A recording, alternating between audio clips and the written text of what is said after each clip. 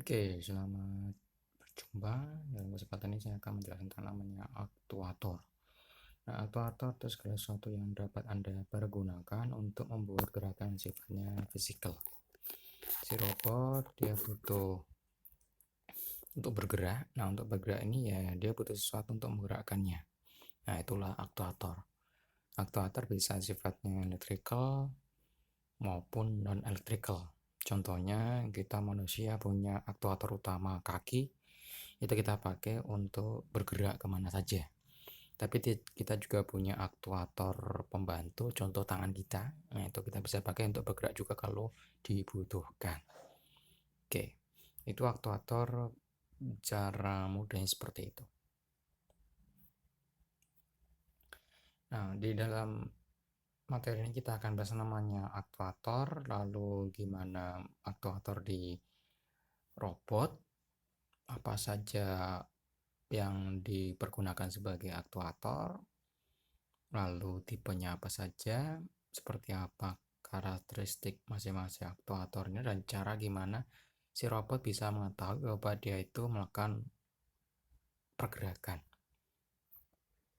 Oke, tipe aktuator banyak. Di sini kita tampilkan ada 4 kurang lebih: electrical, hidrolik, pneumatik, dan aktuator yang tipe khusus. Nah,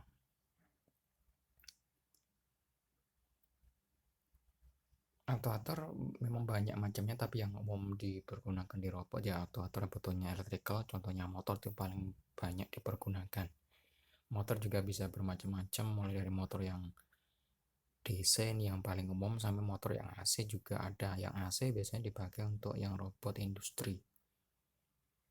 Nah, pneumatik juga ada. Pneumatik ini aktuator yang menggunakan gas sebagai penggeraknya. Nanti kita akan lihat seperti apa untuk yang pneumatik dan juga yang motorized.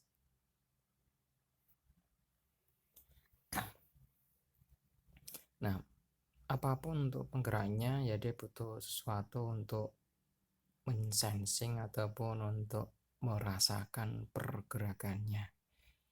Nah, kalau di aktuator dia punya namanya sistem servo. Sistem servo ini dia menggerakkan aktuatornya, kemudian di sensing balik apakah sebenarnya pergerakannya terjadi ataukah tidak. Contoh, misal kita punya motor, kita suruh bergerak dia berputar 3 kali misalnya, maka sistem servo ini dia mendeteksi apakah benar-benar motor Anda itu bergerak 3 kali sesuai yang diperintahkan, ataukah macet, ataukah cuma berapa kali. Nah, itu tugasnya si sistem servo secara sederhana. Ya, sistem servo ini dia feedback. Jadi ya dia memberikan balikan kepada sistem Anda yang digital itu aja, biar tahu bahwa secara mekanikal Anda itu bergerak seberapa ataukah malah tidak bergerak sama sekali. Nah, seperti ini kalau Anda punya sistem aktuator basis motor elektrik. Jadi di situ kita punya yang bagian depan. Oke, kita lihat, saya kasih aja bagian depan ini.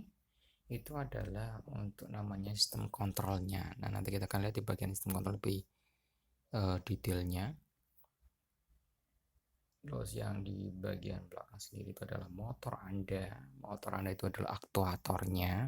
Jadi si motor ini agar dia dapat dipantau oleh sistem Anda yang software itu aja, maka dia butuh feedback. Di situ biasa dipasang beberapa sensor, bisa rotary encoder, bisa magnetic encoder dan sebagainya. Lalu di antara keduanya maka kita punya namanya servo system. Nah, itu servo system itu ya dia yang menjaga bahwa untuk si pergerakan Anda itu dia bisa sepresisi mungkin. Makin presisi aktuator Anda biasanya harganya makin mahal. Contoh, untuk sebuah servo Anda bisa beli dengan harga 100.000 sampai 1 juta, itu aja. Yang 1 juta ya beda dengan yang 100.000. Contoh yang 1 juta Anda gerakkan melebihi kemampuan dia akan ya mati sendiri karena dia tahu itu melebihi kemampuan dia, jadi dia lebih aman. Kalau yang 100.000 Anda kasih beban melebihi kemampuannya ya dia makan aja, jadi ya rusak.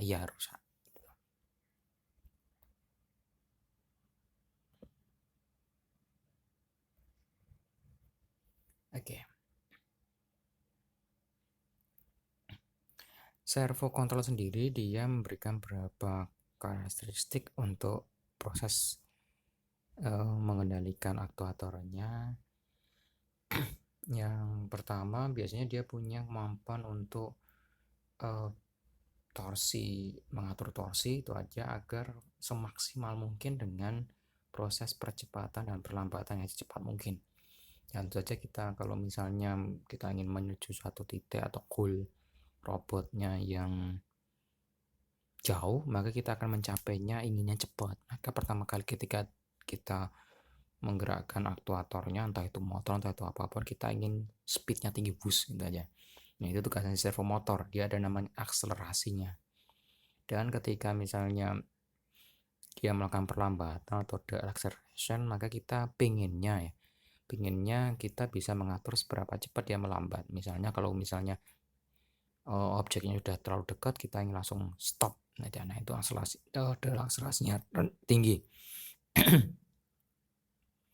Terus itu high zero speed torque or force. Jadi kita ingin menghentikan secara cepat. Contoh kalau kita punya mobil, kita bisa menghentikan mobil kita menggunakan sistem ABS, acceleration braking system, yang sangat umum kalau di mobil sekarang. Itu salah satu contoh servo system untuk penggerak motor. Kalau di mobil ya itu motornya motor yang benar-benar sifatnya mechanical itu aja ya, digerakkan oleh piston, tapi ya sama seperti di robot dia motor juga. Terus high bandwidth. Nah high bandwidth ini sangat umum. Contoh misalnya kita ambil aja servo motor standar, dia bisa bergerak dari 0 sampai 180 derajat sudutnya, tapi bisa Anda atur sampai ya paling minimal motor servo paling murahan bisa Anda atur sampai 0,1 derajat. Itu paling produk motor servo yang paling murah seperti itu ya, karena dia punya bandwidth kontrol yang sangat lebar, biasanya dari 0,5 milidetik sampai 2 milidetik. Ya bayangkan aja Anda punya 1500 mikrodetik untuk Anda mengatur 180 derajat. Nah itu.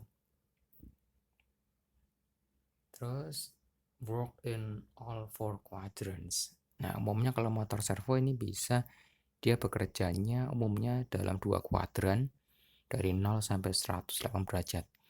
Tapi ada juga servo yang dia bisa mengatur sampai 306 derajat atau continuous servo system. Itu sangat umum juga.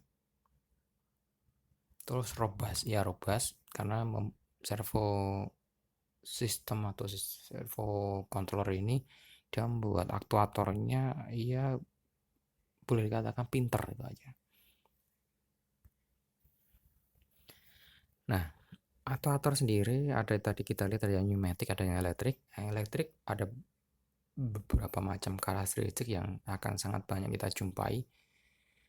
Yang pertama gampang dikendalikan. Iya gampang dikendalikan, Anda akan lebih mudah mengendalikan motor DC daripada penggerak pakai gas itu aja, karena Anda cukup memutar potensiometer, tegangannya naik, kecepatannya naik, tegangannya turun, kecepatan turun. Kalau pakai gas ya repot, ya Anda harus buka tutup katupnya sembari menyediakan gasnya. Kalau nggak ada gasnya ya Anda bisa mempan juga. Nah itu ya, jadi lebih repot. Terus powernya bervariasi. Anda mau pakai aktuator motor elektris yang dari ukuran miliwatt sampai megawatt juga ada. Tuh. Kecepatannya sangat tinggi. Itu aja. umumnya sampai 10.000 rpm juga masih ada. Tipenya banyak, Anda bisa pilih. Terus akurat, ya akurat. Tadi saya katakan Anda bisa beli motor servo 100.000, Anda bisa atur 0,1 derajat. Itu pun pengaturannya masih tergolong sangat kasar, tapi ya bisa. Terus torsinya Anda bisa pilih. Anda bisa pilih dari torsi yang paling rendah sampai yang tinggi juga ada, tapi harganya juga mahal itu pasti ya. Efisiensinya kalau motor penggerak elektrik sekarang itu sudah sangat tinggi itu aja. Tuh. Ini bisa Anda lihat dari apanya, dari panasnya. Contoh Anda bisa lihat pada propeller motor di drone atau UAV, kecepatannya bahkan bisa sampai 25.000 rpm itu aja. Tapi panasnya sangat-sangat sedikit dan arusnya sangat-sangat kecil. Nah itu. Jadi efisiensinya sangat tinggi. Nah, untuk autonomous power system kalau sekarang ini relatif gampang ya. Jadi untuk yang bagian akhir ini kalau sekarang sudah agak kurang relevan lagi. Karena ya kebanyakan sekarang untuk motornya itu sudah sangat efisien. Makanya Anda bisa menggunakan baterai untuk mencapai torsi yang tinggi, kecepatan yang tinggi juga. Contohnya Anda bisa lihat pada mainan quadcopter yang dijual bebas. Anda bisa beli dari harga 300.000 juga dapat. Itu pakai baterai, Anda bisa kendalikan, Anda bisa ngambil foto dari situ, video juga di situ. Nah, itu pakai baterai. Kalau zaman dulu agak repot memang. Ini contoh beberapa aktuator yang sifatnya elektris, sangat banyak Anda temui di motor di robot industri. Oke, kita lihat. Kalau yang ini namanya LVDT. Kalau yang ini namanya linear actuator. Linear actuator ini biasa dipakai kalau Anda ingin mengendalikan sesuatu yang sifatnya fix. Contoh banyak Anda temui di tempat tidur rumah sakit yang elektris. Jadi dia bisa pakai untuk menggerakkan, naik turunkan tempat tidurnya, dia menggunakan sepertinya biasa itu linear actuator. Harganya kurang lebih 2 jutaan. Tuh. Oke, lalu kalau yang sangat umum yaitu namanya motor DC atau motor elektrik umum itu. Anda bisa pilih dari motor DC yang gede, kecil, powernya, torsinya juga ada. Ada juga motor yang dikasih kopel untuk meningkatkan torsinya. Nah, ini beberapa tipe motor elektris, ada yang DC, ada brushless, ada asinkron, sinkron, ada motor stepper. Nah, ini motor DC seperti itu. Sangat umum, murah juga ada, mahal juga ada, tergantung Anda mau beli yang kayak apa. Simple chip, iya benar, itu aja. Gampang dikendalikan, iya, sangat mudah. Powernya bisa Anda pilih dari 1 watt sampai 1 kilowatt, ada. Ya 1 watt paling harga 30.000 ada, Anda bisa beli. Kalau 1 kilowatt Anda bisa beli 5 juta. Kalau yang umum dipakai di robot untuk perlombaan biasanya harga 1 jutaan. Bisa di overloaded, iya, Anda bisa kasihkan gear untuk meningkatkan torsinya, saja speednya turun. Lalu ada lagi yang brushnya, sikatnya.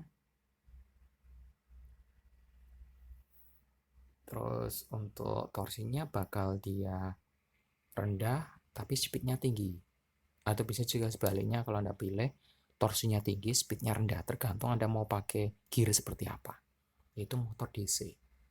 Sangat fleksibel, sangat banyak dipergunakan di robot, mulai baik yang robot hobi maupun robot yang industrial.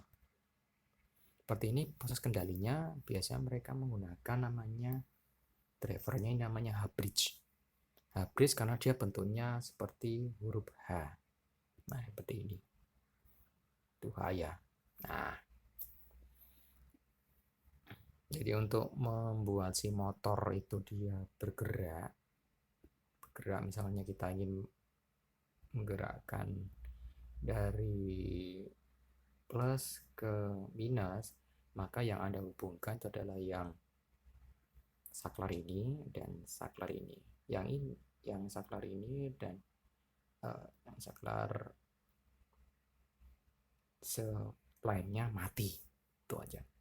Tapi kalau misalnya Anda ingin menggerakkan dia ke arah yang berkebalikan, seperti ini misalnya, maka untuk yang hidup sekarang saklar yang ini dengan saklar yang itu, maka dia akan motornya bergerak berkebalikan. Seperti itu cara kerjanya si Hablitz. Nah, ini contohnya.